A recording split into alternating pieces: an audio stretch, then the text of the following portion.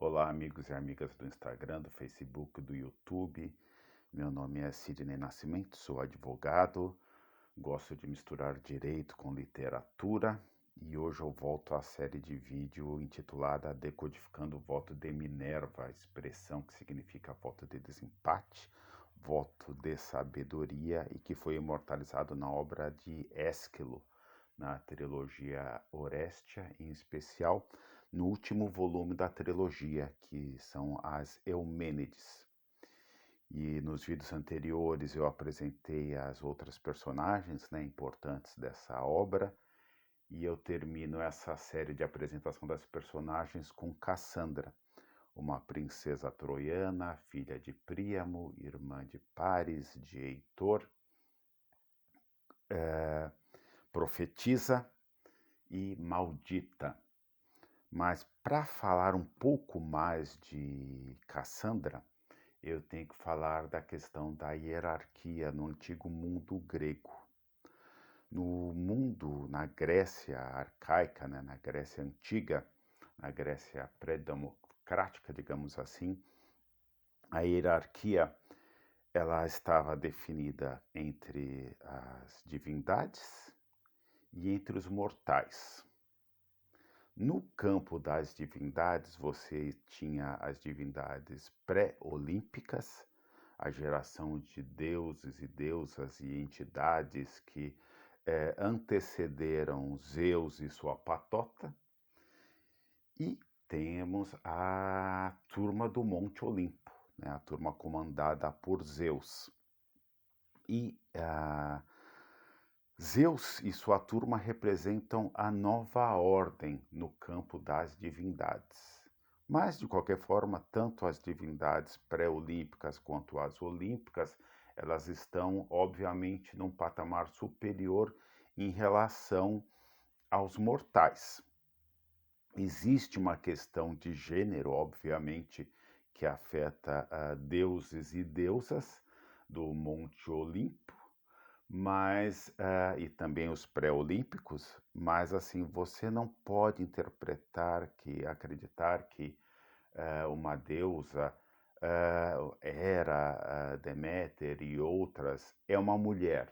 Não, não é uma mulher, é uma deusa. Não vai imaginar que existe um rolê de sororidade entre Hera e as mortais, né? Isso não aconteceu, né? Não acontecia, né? Melhor assim, melhor dizendo. No campo dos mortais, existem homens livres e homens escravos, existe a nobreza, a aristocracia na Grécia Antiga, e obviamente essas pessoas não se misturam, né? Não têm o mesmo caráter, né? Não têm o mesmo espaço na sociedade. No campo militar também existe uma hierarquia, né? E não só em nível de comando, mas também no campo de batalha. Então, um militar grego que combatesse empunhando o seu escudo, a sua espada, combatesse homem a homem, ele tinha uma hierarquia, um status melhor em relação a um arqueiro. Então, quando você vai lá na leitura da, da narrativa da Guerra de Troia, você observa que Heitor ele enfrentou Aquiles numa disputa homem a homem, com escudo e espada em punho. Paris, aquele que raptou, aspas, né, Helena, ele atingiu Aquiles, mas com uma flecha. Então, Aquiles, o guerreiro nobre, o melhor dos guerreiros gregos, ele foi atingido de maneira sorrateira. Ele não foi atingido por um troiano de uma maneira, digamos assim, leal. Então, tudo isso são detalhes dessa questão da hierarquia que você tem que levar em conta ao ler as narrativas da Grécia heróica, no caso de Troia, e ler as narrativas das tragédias gregas, que muitas vezes remetem a esse período da Guerra de Troia, dos tempos heróicos da Grécia, tá? Então, você tem que entender ainda que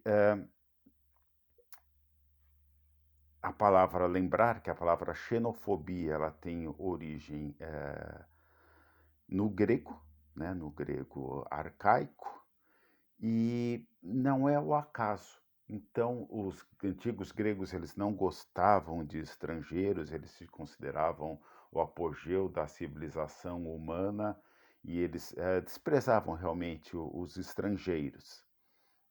E aí nós voltamos para Cassandra. Cassandra era uma troiana, ela foi desejada por Apolo, ela fez uma artimanha para não se entregar a uma relação carnal com o deus Apolo, e Apolo, por vingança, ela que era uma profetisa, a amaldiçoou. Ele fez com que os humanos não acreditassem mais em mais nenhuma profecia dita por ela, enunciada por ela. E quando a Troia estava em guerra com a Grécia, né? Com a tropa comandada por Agamenon, ela por várias vezes ela tentou avisar lá a corte de que era perigoso, que estavam sendo tomadas decisões erradas, que Troia ia ruir diante dos gregos, etc, etc e tal. Mas, diante da maldição de Apolo, ela não era ouvida. Troia foi conquistado, como obviamente você já sabe disso, e Cassandra foi levada como troféu de guerra para Argos. E aí nós caímos no primeiro volume da trilogia da Orestes, que é a obra intitulada Agamenon.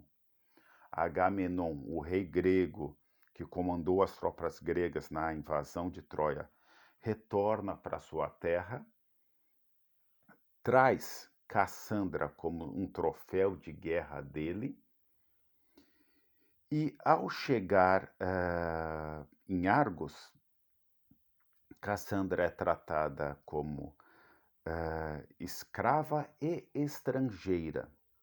Então, veja, Cassandra, ela é, em relação aos deuses, obviamente inferior, mas é mais que isso. Ela é inferior e amaldiçoada e perseguida pelo deus Apolo.